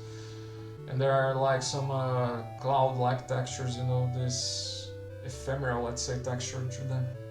Thanks for the follow, Koda Konda. So, yeah, the name of the map is Nightfall. On all 3 parts, through colors and a bit of textures, we can notice that it's nighttime.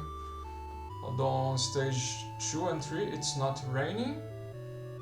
But still, like, so I will interpret that the idea of being nighttime was an important idea behind this map for this identity. What else? There's a bunch of these buildings on all 3 stages. That's interesting. And what else? Here we have things like the sewers. I'm already like thinking of something here because I said yesterday that the idea of caverns and tight spaces I interpreted as important for this map, and I'm thinking if that still stands here, and I believe it does. The logic that I mentioned yesterday for stage 1, because that's the only thing I critiqued yesterday, was that the buildings have this very unique... they're visually abundant, but gameplay-wise you can think they are kind of tight, you know? And that's mostly, especially if you compare that to the openness element of space to the openness of the part with the payload rails. And also the idea of caverns, the idea that when you reach the objective, apparently it's like the payload's going to go through a tunnel, all that stuff. Also the fact that it's nighttime, I think we could tie somewhat to the idea of tight, dark places. Yeah, so that was the logic, yes, third day for stage 1. So there's a bunch of like tighter spaces on the buildings, and there's a lot of buildings, and there's rocks, there's the tunnel and stuff like that. And there's like, especially there's some contrast between open areas and tighter, closed space areas. And I think that logic only gets stronger for that interpretation considering stage 2 and 3. Because on stage 2, we have literally a mine that we go through, and we have even a part with, this part here, so element of value here, with a darker shadow, more darker shadow. And we still see a bunch of buildings, and in general they are tight, you know. You can compare these buildings here to the buildings of King of the Hill Sawmill, because the control point on King of the Hill Sawmill, or Capture the Flag Sawmill, it has a very big barn thing in the middle of the map with very open for a building, you know, with a lot of space to move around. Even stuff like Capture the Flag turbines, technically in the middle of the map is a very huge open space, but technically we are indoors. But in here we don't see that kind of stuff. Over here is mostly whenever we are indoors, it's usually a tighter space for the gameplay, you know. I still call it visually abundant, which can be a bit misleading. But you know, comparing that to the openness of the rails, which I think also work here for stage 2, much like for stage 1. Here again a bit less open. Yeah, so I think that logic still stands. And finally on stage 3, there is also a bit of that, of tighter spaces for the buildings, and there being a lot of buildings. And also I find it interesting that we have the sewers on stage 3, which is, you know, by itself very easily something of a tight space, you know, not exactly a tunnel, but you know, very close to that idea. Also, even on parts like we have this lake, which are a bit more open, and above us we have the ramps of the payload, which kind of make things a bit close things off a bit, you know. And yeah, and so for the most part, I do think that was also an idea, this notion of tight spaces, tunnels, and all of that. And so I'm gonna say that idea for the creative vision here. So for now I have payload race, map for TF2 with 3 stages. It's nighttime, and the idea of tunnels, dark, tight spaces for the identity, the creative vision behind the map. The only thing I'm thinking now is what's the meaning of the fact that the payload at the very end of stage 3, the whole point is that we push it to fall down the middle of this small canyon here. Considering everything else that we have seen for this map, I don't know, I don't see it tying that much well with anything, communicating anything really. A number of Team Fortress 2 maps, just at the end of the map you push the bomb and it falls on a hole, right? We have, for example, payload, what's the name of it? Wow, upward, payload upward, you push the bomb to fall on a big hole. We have payload Snowy Coast, we have, I think, Hoodoo also goes like that. Did Thunder Mountain? We have stuff like Thunder Mountain and Badwater and Barn Blitz, which do not have per se a hole, but at the very end of it, the bomb does fall on a hole that opens after the match ends and then explodes everything.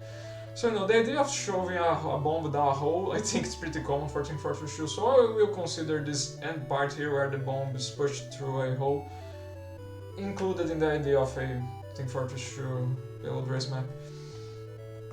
And anything else that I would consider important for the creative vision here, considering all 3 stages and stuff, I already mentioned 3-part stage. Payload arrays, the tunnels.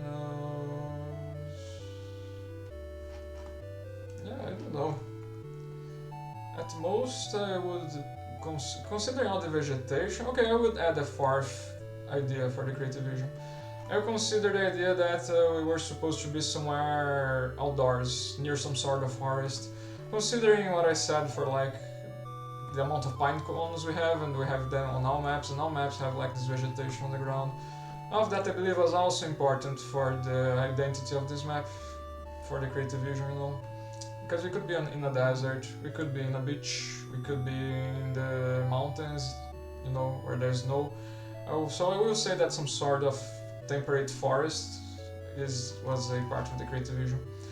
So that was it for the interpretation. So now let's go for the judgment step, where I will call this successful or unsuccessful art. I'm gonna be considering 6 principles of art for this critique, which will be movement, unity/variety. Variety and unity are basically opposite, so that's why I'm considering both the same together, kind of. So anyway, movement, unity/variety, contrast, emphasis, balance and proportion. Those are the 6 principles here. And let's begin. Movement. So principle of movement does not relate to animations, be careful. It's all about, in a work of art, your eyes can kind of get moved around in some sort of path or direction. Very cool stuff. Arrow signs, I think, is the easiest example to understand that. The way they kind of move your eyes to the direction they're pointing, you know. Perhaps it's something unconscious even at this point for us, but in any case. But on art, there are other things. There are things other than arrow signs that can manage that. For example, something that I always say for payload maps, but the length of the rails of the payloads, in this way, accomplished through repetitions of color and textures. Rough. It's not a perfect repetition of textures, but anyway, repetitions of color and textures. The way the shapes and forms also of the metal part, the way it goes and goes and goes and goes, I think that's helping to me convey a little bit of movement. I did mention the arrow signs already. What else? What else for movement? On stage 1, we have even stuff like just the staircase, again repetition, shapes, forms, color and texture in this case. Value, for example, I don't see helping that much. Points, lines, I don't see helping as much. Space also in this case. Space, both on the, also think the way space is laid about, both on the staircase and on the rails, I think both help convey movement to move our eyes up up the path, let's say. Those are the strongest ones to me on stage 1. Let's see real quick if there's anything on stage 2 that I think is worth mentioning. So again, the rails on stage 2. On stage 2 there's also the ramps, so the forms here, the way they have some curvature to them, they're inclined. I think also help convey the principle of movement. What else? The rails already mentioned. I'm not sure there's much more. Here I think the mine helps a bit.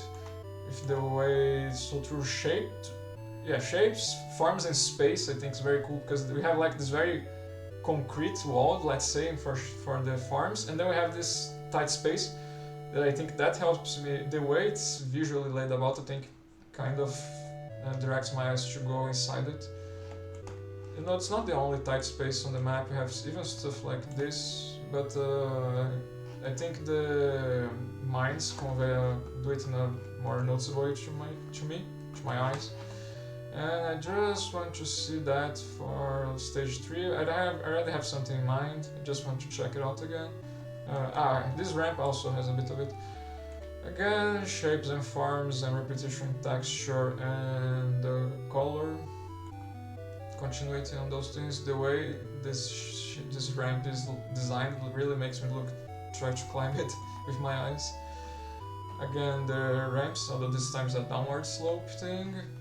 and I also think here the sewers, the way the textures of the water repeats themselves, I think are also like guiding my eyes to go either inside or outside of the sewers. So that's how I see the principle of movement here, and also again on the rails, because they're still here, they're basically the same, right? So all that's the principle of movement. Does any of that help at all with the ideas of the visual? So first things first, payload map for Team Fortress 2 with 3 stages. Easy, right? The rails. If the rails are moving my eyes around, they are intrinsically tied to the game rules. You have to push the payload to win on the Team Fortress 2 payload race game mode. The bomb follows the rails as you keep pushing it, so easily helping communicate, remind the viewer of that stuff. What about the idea of being nighttime? So what was the stuff that I talked about for movement? So there are stairs, there were arrow signs, there are the rails. I mentioned the mine on stage 2 and the sewers on stage 3. I don't think any of that has anything to do with nighttime. So okay, the principle of movement I don't see helping with that side of the creative visual. What about the idea of tight spaces, tunnels and stuff like that?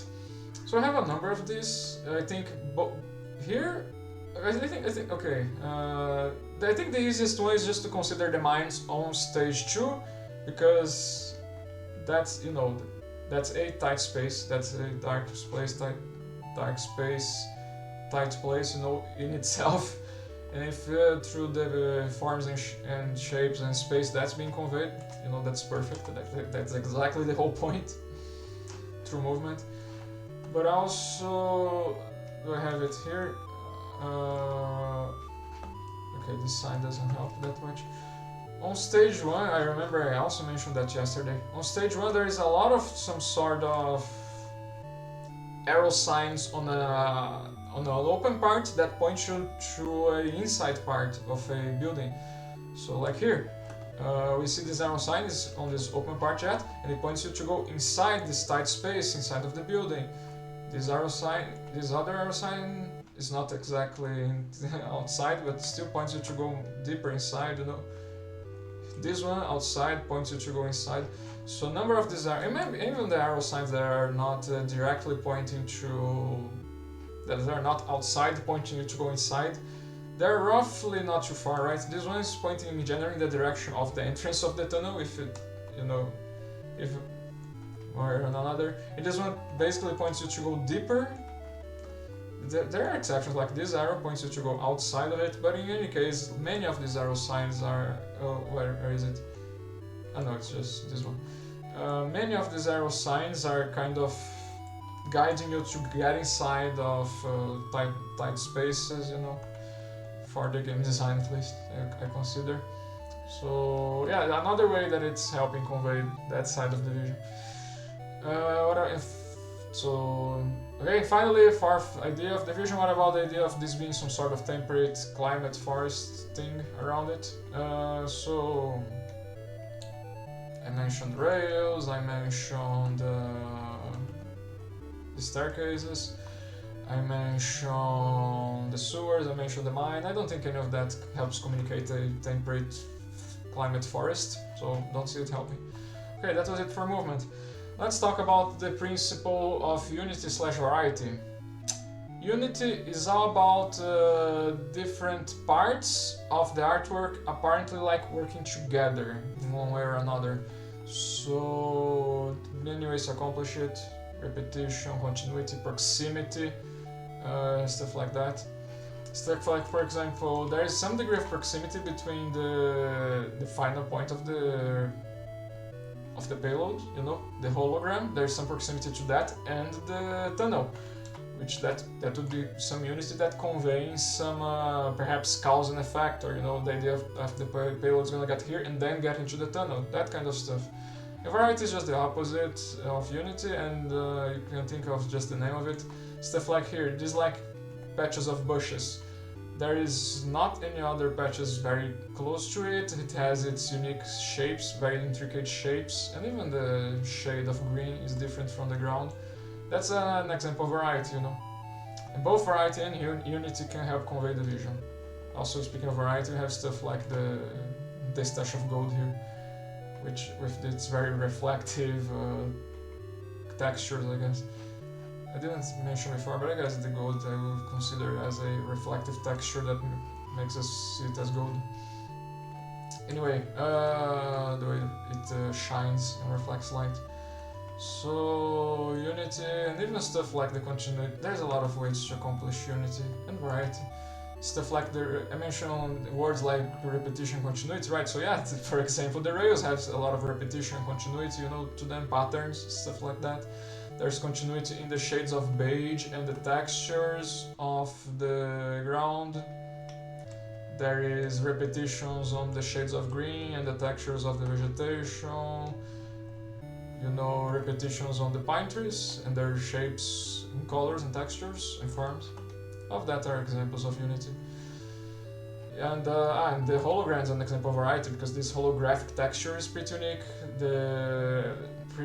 It has a very unique prismatic form. The buildings also have prismatic forms, but this one is is a different kind of prism than the buildings. Stuff like that. Also, this metal platform are also unique in that there is no other one around. It has its unique pattern texture to it. Of that variety. Anyway, of that said, does Unity/variety help convey the idea of a payload race map 1442? Yes, because again, Rails. We have Rails. All throughout the map we have the Rails, payload Rails, Unity there, easy. Also, I guess I didn't mention before, but it's important that there are Rails on all 3 stages, right? Because I interpret the division as a payload race map for TF2 with 3 stages. And so, there being the principle of movement through Rails and Unity on all 3 stages, I think that's kind of important. So yeah, of that helping convey the vision. And also there is, in the case of Unity and variety, there is stuff like I said on the variety of the control point, tied to the rules of the game. That's when you push the payload here, you win the game, so on and so forth. Okay, what about the idea that it's nighttime? Does Unity or /variety help? Well, I didn't mention it yet, but there is a lot of repetition on the sky, on the colors and textures, on the dark colors. And there's also the ephemeral textures of the clouds. And where is it? Nightfall. And on stage 2, that repeats itself again with the dark colors and the ephemeral, textures of clouds. There's probably a better word than ephemeral, but I don't know. And that also goes on stage 3, I believe. So, easily Unity/variety is helping convey the vision here. What time is it? Okay, I have 5 minutes. What else? What about the idea of tight spaces, tunnels and stuff like that? So, on stage 1, I mentioned there's a lot of buildings, and I mentioned them as tight spaces, visually abundant but still tight, especially in comparison to the more open parts of the payloads. So I think that's good enough, all the repetitions of the buildings and that kind of space. But we could also mention the variety of the mines, even the repetitions since there are 2, but the variety because for each symmetrical half of the map there is only one mine part of it. There's variety in that, and a similar logic for the sewers of the stage 3. Again, there's 2 units there, but also variety, that's 1 for each symmetrical part of the map. So I think that's also all of that's helping. What about the idea of a temperate forest? Easily, right? All 3 stages have all the spine trees being repeated, green and brown and all that stuff, and so on and so forth.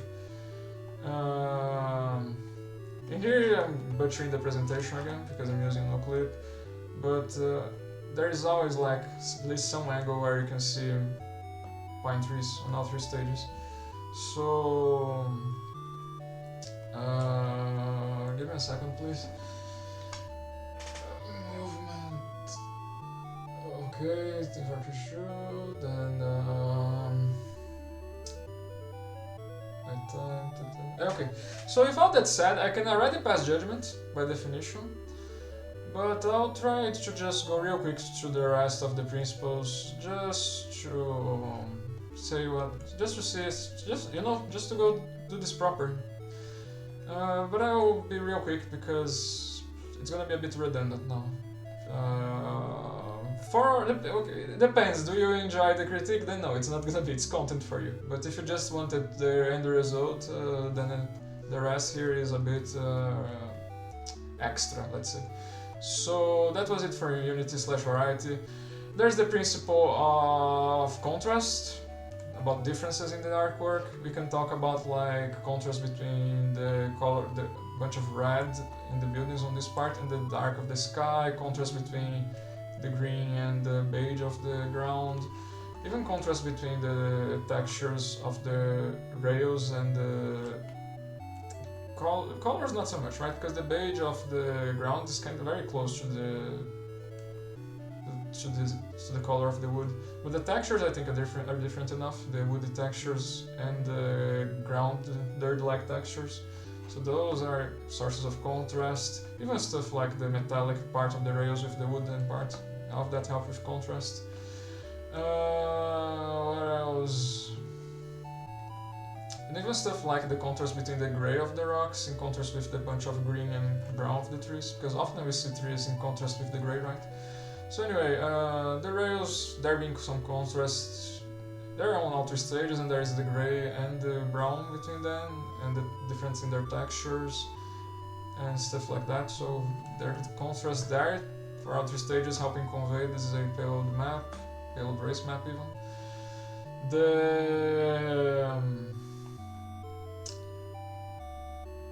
And also stuff like the contrast in the middle helps convey that is a payload race map, I would say. Specifically the contrast in the way they intersect, it would be contrast between their angles, let's say, their shapes and forms, in other words. But in any case, it's usually continuous, and then it gets merged up, crossed, But anyway, so contrast is helping with the idea of Team Fortress 2. What about the nighttime? As I said, I see here some contrast, especially on this part. Like when you look up, I see the buildings and even their textures, comparing the textures, more ephemeral textures of the clouds with the buildings. I see all of that helping convey that it's nighttime. On the other stages, I'm not sure if there is anything like that, depending on where you look. Let's see real quick. Here, interestingly, I think there is also here on this part of the trees, because there's contrast of the green of the trees with the dark sky, so I think that's where there's also their contrast helping us notice it's nighttime. And out of curiosity, is there anything like that for stage 3 too? It's nighttime through contrast. In here, less so. I don't know. There's still some, because on that upper side here, you can see there's some contrast between the dark sky and the green parts of the trees and their textures. And that building also a bit of a weaker contrast, I would say, but everything's still there. Okay, so that's it. What about the contrast? I think, does it help with tight spaces and stuff like that? Easily. Because here you have like this tight space of the sewers, and then here it gets a bit more open. Also, there is this stuff that I mentioned, that the payload usually is on a more open part of the map, but if you go on the other parts, there are not the rails, they're usually tighter spaces, so it makes it easier to think of caves and whatnot. And there's even like stuff like the contrast between on the element of space, so there's like this tunnel here, and around there is like this whole concrete part with no use of space whatsoever. There's some contrast here, for example, too. That I think helped conveys the idea of tunnels, dark tight spaces. Okay, I ran out of time. What else? Here again, this idea of like more open spaces with the rails and tighter spaces without the rails close to them, in general, There are exceptions, like for example, where was it? Here. So this part here is a little bit open, you know, and we're not that close to the rails, but we're not inside. But basically, but even here, you are so close. It's still to all the tight spaces and tunnels and stuff and whatnot. So I think that in general, broadly, I still think that is a good enough argument. Okay, so and finally, is contrast helping with the idea of what is it? Temperate vegetation, temperate climate. So here we have contrast between the woods and the rocks, the grave of the rocks, you know, gray, and their shapes and forms and textures. Of that easily make you notice the pine trees better. And I mentioned on stage 2 and 3 contrast between this dark sky and the pine trees. That helps. That contrast helps convey us that it's nighttime, but it's also helping convey us that we are in a temperate forest thing, you know. So yeah, contrast is helping around. Then we have emphasis. For emphasis, about like some sort of focal points in the artwork. You can talk variety usually can help a lot with it. I can mention, for example, emphasis you may see on the payload, on the unique shapes, forms, and the lines. Also, I think helping bring emphasis to both payloads. Of that, I see emphasis there. Also on this point here with its unique textures. Both on the holographic textures and the pattern one, unique shapes and forms for this, for this thing here, and what else? Stuff like that. Also, there's this A, so a bunch of stuff, variety and a bit of contrast helping. I would also say the middle of the map is a source of contrast to me, because everything symmetrical gives some sort of emphasis to what's in the middle of it, right? No matter the symmetry. So the middle here, I think, also has some emphasis. For stage 2 and 3, let's see here. Interestingly, for me, the truck has some emphasis on stage 2 here, just because it's in the middle of this more open area, you know. It also has unique shapes and forms and even colors and stuff. So there's some yellow there that you don't see anywhere always. And in here, some interesting contrast, emphasis, on the both on the middle of the map again, but also on this slope thing part. I see a lot of emphasis here. And finally, on stage 3, emphasis by far. There's a big one on the end of it because of the big gap. So use of space here on this very open gap down here. I also see emphasis, and naturally on the whole structure, there is the antenna, a very unique antenna with their unique shapes and forms that you only see here. Of that, and the symmetry, all of that is helping bring a lot of emphasis here, I would say. Other than that, I guess, again for symmetry, but the building in the middle of the map, and the middle part here, of that I see points of emphasis. And yeah, so is emphasis helping with the idea of a payload race map for TF2? Yes, because there is emphasis on the control points and on the last control point on the gap that where the bomb falls, you know, so all of that's tied to the rules of the game and the mechanics of the game. When you stand near the payload, it starts to move and it stops necessarily when you reach the objective, and the payloads themselves are the elements of the game rules. Is emphasis helping with conveying that it's nighttime? Through everything that I said, I think not. I just think not. I mentioned payloads, I mentioned the middle of the map, I don't know. What about the idea of tight spaces, caverns, stuff like that?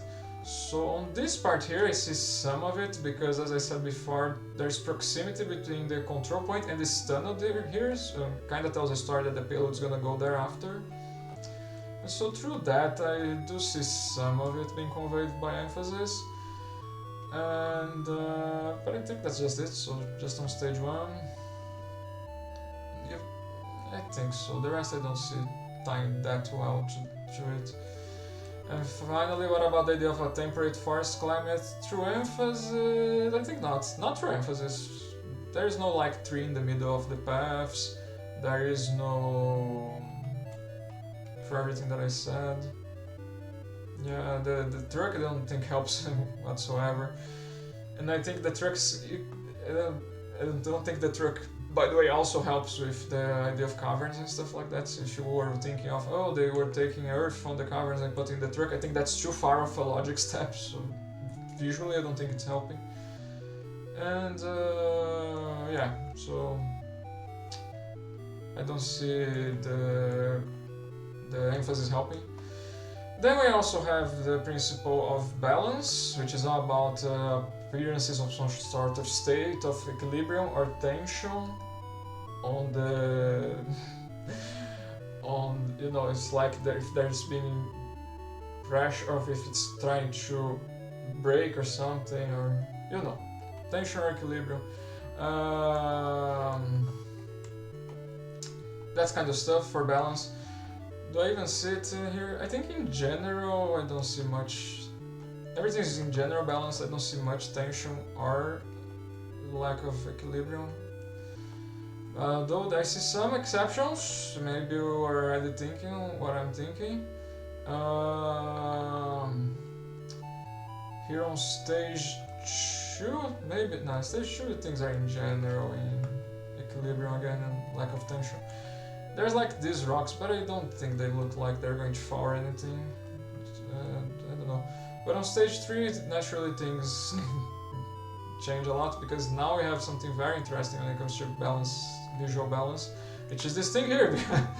There's a whole fall of things breaking down there, so there's this slope. All of that communicates a lot of like a visual lack of equilibrium at the very end of it, Tension not so much, but the idea that this point is some sort of point where you can fall, you can lose your balance. I think visually that's conveyed here a lot through shapes and forms, for example. So of that, does any of that help convey that this is in Fortress 2 map? Yeah, the end part, right? The end part, as I said, it's the end point of the map, so that's where you push the payload, and that's when you win so easily. The principle of balance is helping convey that through lack of balance. What else? What about the ideas of it's nighttime? I don't think I see anything like this helping whatsoever. Everything being visually balanced, there being no tension, I don't think helps at all. What about the idea of tunnels and tight spaces and caverns and stuff? True balance, the principle of balance, I don't see it. Perhaps we could have an argument for, where is it? This stage 2, where these rocks are kind of bending, but they still look stable enough to me. But I don't know, a different critic could disagree. That's my take on this. And finally, temperate forest, again, being everything in equilibrium or with no tension, I don't think helps whatsoever with that. And the big gap at the end, I don't see tied to it anyway. And finally, there's just the principle of proportion. It's all about sizes of stuff. I usually try to put a lot of things in scale to compare their sizes, but I'm not gonna do that with the time we have. And the other thing that I do is look for very noticeable dimensions. I will do that because I think it's easy. And I will just do most that, and maybe just look at the smallest things and the biggest things. So for example, for this, my take here on the proportions of things, we have a bunch of smaller stuff like the barrels, the crates, the tires, a lot of details on the map. The cart are like smaller in size, and there's bigger stuff like the houses and the rocks and the trees. So there's that kind of stuff. And for notable dimensions, we have, for example, the rails, which are somewhat small, but they are very long. They go through a long part of the map on all 3 stages, actually. And what else for sizes and proportions? And stuff like that. Let me see something. Okay, I was going to see if these rocks are a bit different, but these rocks have kind of similar size to this one. And yeah, the buildings also, a lot of them mostly have similar sizes. And I don't see any very notable proportion here on stage 2. And finally on stage 3, for their sizes. I didn't mention it, but also the fact that there is water on stage 3 is a source of variety, But in any case. And for the sizes here, it's interesting that this building here is not that small, you know, but it's not that different in size than the other ones, so I don't see the proportion being meaningful here, let's say. So yeah, and for notable dimensions, maybe this ramp. It's a very long ramp, you know. I don't think there's anything like it. Okay, I will say this. So I see for very unique, noticeable proportions, both the rails, that ramp, anything else with very notable proportions here. This ramp, not so much. There's not many ramps, but I don't know. And the buildings are in general. There's not a high tower here, let's say, from payload race high tower. And even on high tower, on my critique, there are a number of buildings with somewhat similar sizes. But in any case, yeah, does any of that help with Team Fortress 2? Yeah, the rails. The fact that the rails are so long and that's pretty unique. There's nothing like that on all 3 stages. Help communication, payload stuff. What about the idea of being nighttime? Okay, that's fair actually. I didn't mention, but the sky is one thing that I would consider personally a very big thing on the map, you know. Whenever you look at the sky, it's very big. Because it's an open space and all that stuff. It's not like Junction where you are inside enclosed space. Or perhaps Turbine. On Turbine you can kind of look through some windows and you can kind of see the sky. But it's kind of hard to see, you know, you only see a part of it. Here I think on many parts of the map we can kind of see the vastness of the sky, the vastness of the element of space, in other words. The size of the space, you know, the vastness. The proportion of the space perhaps. So here again, like the sky is this vast thing, the only vast thing that I could mention here. If this was Cascade, for example, or Banana Bay, there would be the ocean and the sky. But here it's just the sky, and so I will say that that's helping convey the idea that it's nighttime through the principle of proportion. What about the idea of caverns and tunnels and stuff like that? Through proportion... Well, I think there is some argument there for the way I have been phrasing things, right? I have been saying that the area is mostly open near the tracks of the payloads, and then it gets visually abundant, tighter. I've been calling visually abundant, but in practice tighter inside the buildings, and stuff like that. And the tightest for the details, as I mentioned when I was talking about the element of space.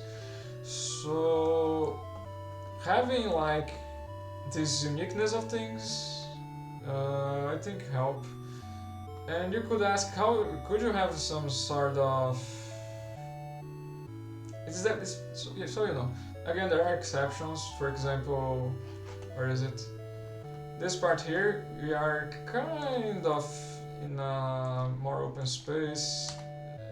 Sorry, this is...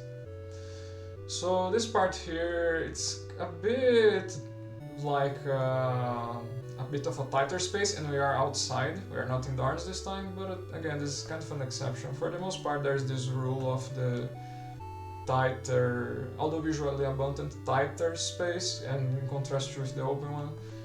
And since that I see somewhat of a pattern in that, I will say that's helping conveying the vision.